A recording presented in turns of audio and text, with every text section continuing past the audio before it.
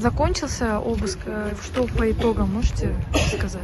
Ну, сейчас уже 2 час ночи, обыск еще продолжается, но мы уже близимся к финишу.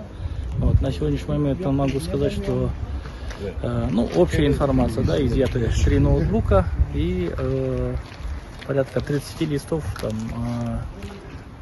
списка избирателей, вот, какие-то штабные документы. Вот. Что-либо такого противозаконного я бы не сказал, что изъяли.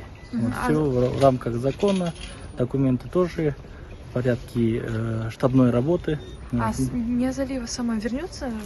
Во время обыска ее состояние здоровья ухудшилось, в связи с чем она была вынуждена покинуть, вот, для того, чтобы принять соответствующие лекарства. Какие дальнейшие процедуры?